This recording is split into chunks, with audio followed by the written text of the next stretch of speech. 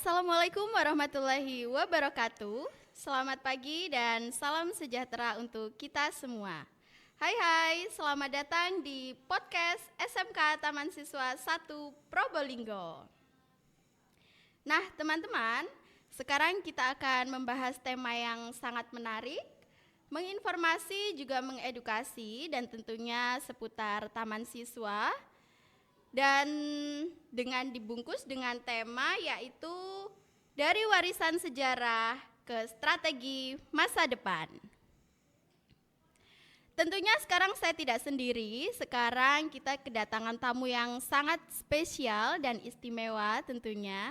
Selamat datang kepada Bapak Dr. Andes Wakid MM. Selamat datang Bapak. Terima Assalamualaikum kasih. warahmatullahi wabarakatuh. Waalaikumsalam warahmatullahi wabarakatuh. Oke, gimana kabarnya Bapak, sehat? Sehat, baik-baik, alhamdulillah. Alhamdulillah. Nah, teman-teman, for your information, Bapak Wakid ini adalah Ketua Yayasan Perguruan Taman Siswa Cabang Probolinggo dan beliau sudah menjabat dari tahun 2021 sampai sekarang dan juga menjadi penanggung jawab untuk beberapa bagian yang ada di Taman Siswa Probolinggo, di antaranya dari jenjang yang paling rendah yaitu PAUD Taman Indria 1, PAUD Taman Indria 2, SMP Taman Dewasa, SMA Taman Madya, SMK Taman Siswa 1, dan SMK Taman Siswa 2. Betul begitu nggih Bapak? Betul. Alhamdulillah, Iya. berarti kurang lebih Bapak sudah menjabat sebagai ketua yayasan selama 4 tahun nggih Pak? Ya, 4 tahun. Alhamdulillah. Gimana perasaannya Bapak menjabat sebagai ketua yayasan? Alhamdulillah, ya terasa berat karena ini mendapat beban, tapi karena ini amanah, ya tetap harus kita jalankan dengan senang hati. Baik. Untuk suka dukanya apa Pak? Untuk sukanya dulu mungkin ya. Sukanya melihat teman-teman bahagia, ya senang, bisa bagaimanapun taman siswa bisa istilahnya kekeluarganya itu baik. Betul. Dengan teman-teman saling tegur sapa dan lain sebagainya ya. Dan merasa istilahnya kalau ada teman menderita ikut menderita semua, itu yang paling saya senangi. Tapi yang paling duka ya karena kita ya paling tidak saat ini dengan siswa yang semakin menurun, saya merasa prihatin, merasa berduka dibanding dengan tahun-tahun sebelumnya. Karena mengalami perubahan ya. Ya. Karena Taman Siswa ini terkenal kekeluargaannya sangat erat ya Bapak ya. Alhamdulillah kekeluarganya sangat erat sekali. Ya. Baik. Nah teman-teman, di sini kita akan berbincang-bincang Bapak Wakid seputar Taman Siswa. Nanti diantaranya juga strategi masa depannya Taman Siswa ini seperti apa. Tentunya kita sama-sama berharap Taman Siswa ini semakin maju ya Bapak. Iya, betul, semakin maju, semakin bersinergi dan semakin menyala nantinya. Izin nanti saya ingin bertanya-tanya Bapak. Monggo. Ya, untuk pertanyaan yang mendasar dulu mungkin.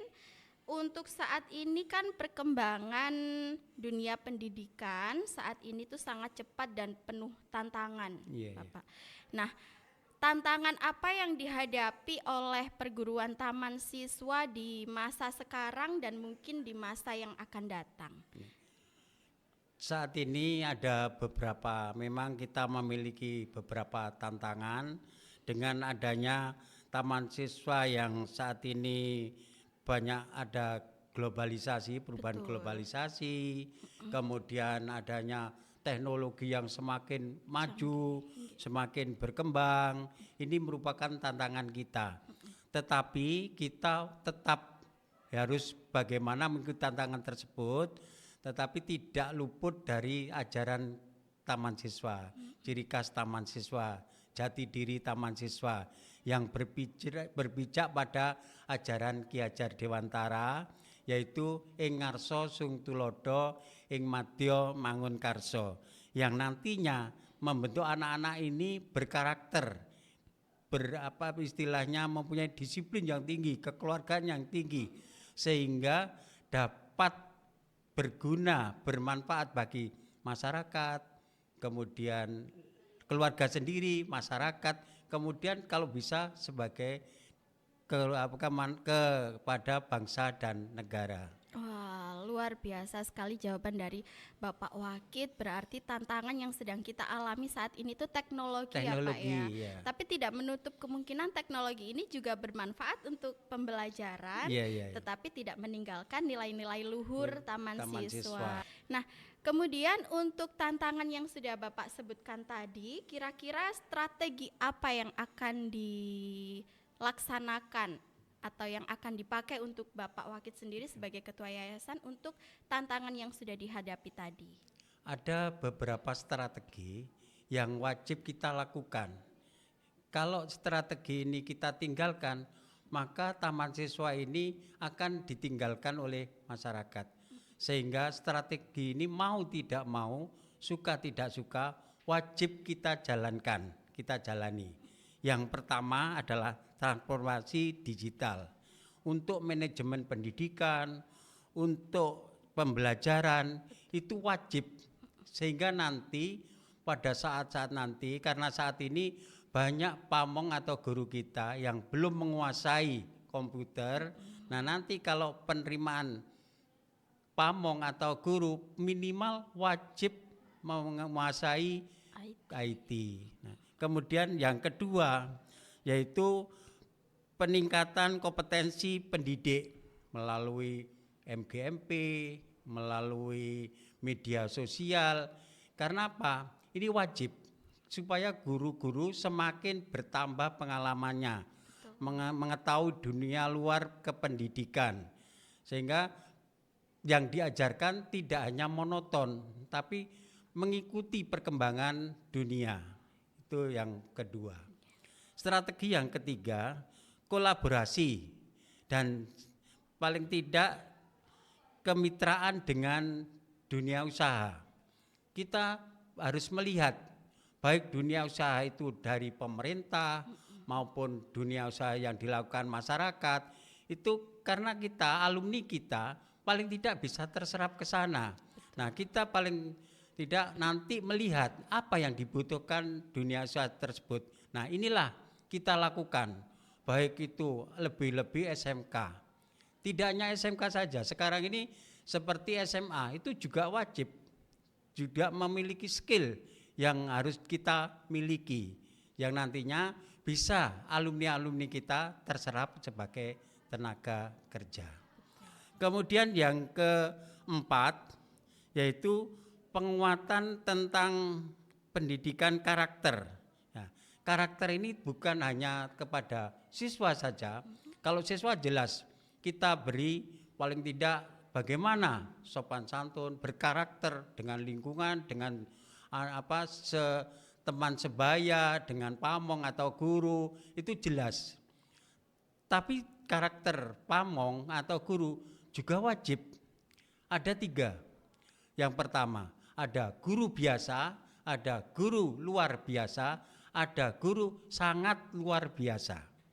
Guru yang biasa adalah guru hanya datang, transfer ilmu pengetahuannya, setelah itu tidak ada jam pulang. Nah itu guru biasa.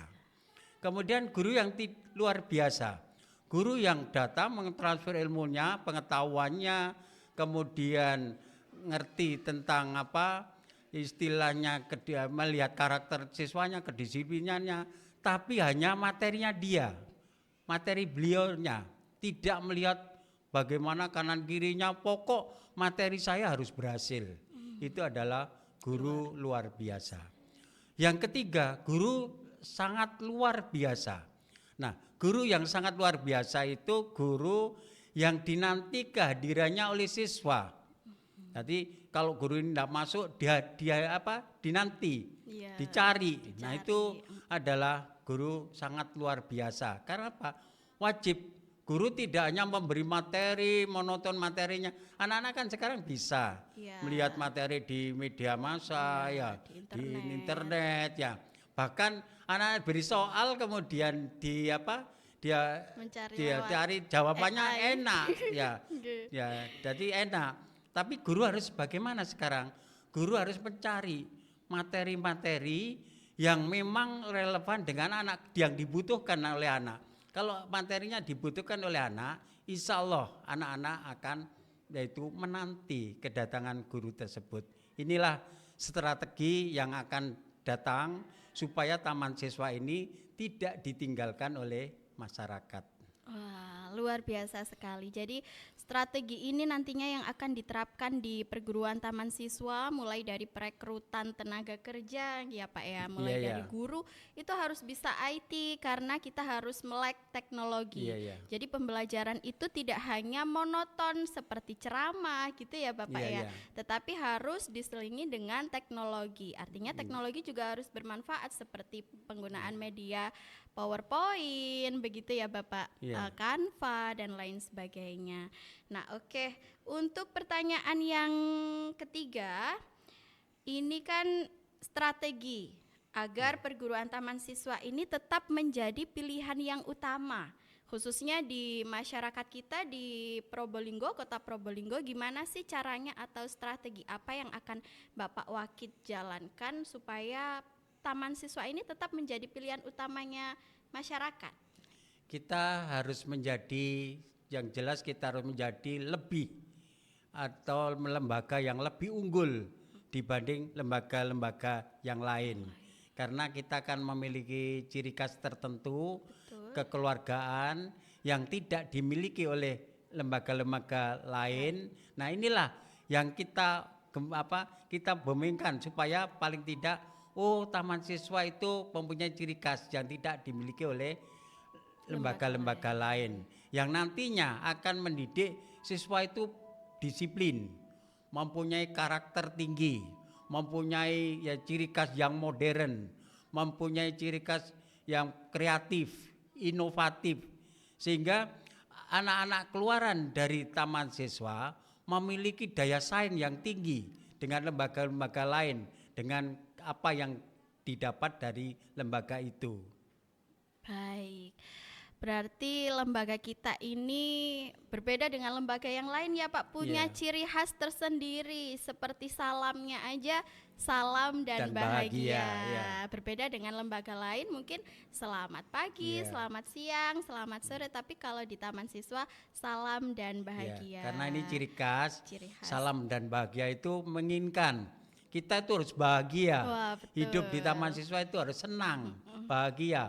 Mulai kapan? Mulai bangun tidur Iya. sampai tidur kembali itu harus senang, bahagia dan selamat. Ya. Wah. Kalau hanya selamat pagi, pagi selamat. Iya. Ya. Siangnya Siang belum tentu, belum tentu. selamat. Ya. Iya. Makanya itu adalah doa di taman siswa itu sebagai doa. Salam dan bahagia itu. Ya. Nah, berarti filosofi dari salam dan bahagia ini sangat baik sekali ya Pak ya. Iya, Kita iya, harus bahagia dari bangun tidur sampai tidur lagi. Tidur lagi, Ya, ya. menarik sekali. Kemudian untuk pengembangan peserta didik, kita tahu bahwa di taman siswa ini dari jenjang yang paling rendah ada PAUD Taman Indria ya Iya, Pak ya, ada betul. PAUD, kemudian SMP, SMA sama SMK.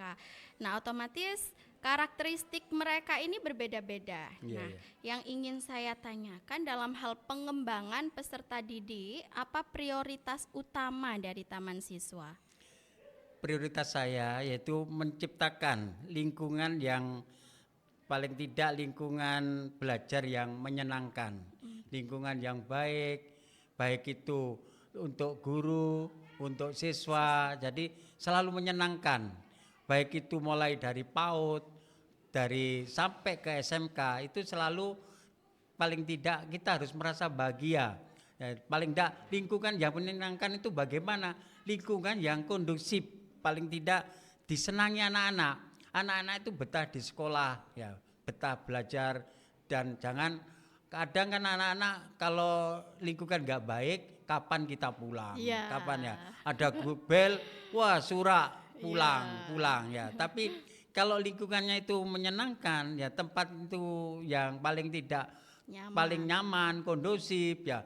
Anak-anak itu betah di sekolah daripada di rumah. Ya, betul. Jadi itu yang kita kembangkan. Paling tidak lingkungan belajar kita ya kita ciptakan sebagai mana membentuk karakteristik anak-anak yang nantinya anak-anak itu paling tidak betah itu tadi, betah di sekolah, paling ya nyaman di sekolah Iya. ya itu. Iya, baik. Nah, itu adalah strategi yang akan Bapak Wakit laksanakan, yaitu bagaimana menciptakan lingkungan sekolah yang nyaman, Nyaman ya Pak. ya. Nyaman, kondusif, sehingga murid-murid kita itu kerasan atau betah di sekolah Iya, dan iya. daripada di rumah, begitu Iya, ya Pak iya. ya. Selain itu untuk pengembangan akademis, mungkin Pak seperti apa nanti prioritas utama akademis sama non akademisnya? Iya. Seperti apa? Kalau akademis jelas ya, tadi guru-guru diberi suatu pembinaan melewat penataran dan lain sebagainya ya, itu guru-guru. Siswa paling tidak siswa harus paham ya, guru kalau gurunya paham memberi materi sesuai dengan kebutuhan siswa, insya Allah siswa akan menjadi lebih baik dan paham sekali. Kalau gurunya datang tanya kemarin sampai mana, ini berarti guru kurang siap. Iya. Guru tidak siap. Tapi kalau guru siap, ya, materinya siap, ke perangkatnya siap, datang ke kelas itu ya paling tidak percaya diri. Betul. Nggak tanya anak-anak, nggak tanya materinya kemarin dari mana. Nah, ini kalau guru siap ya otomatis tahu. Nah, kalau gurunya sudah siap, saya yakin siswanya akan Lebih. mengikuti. Ya.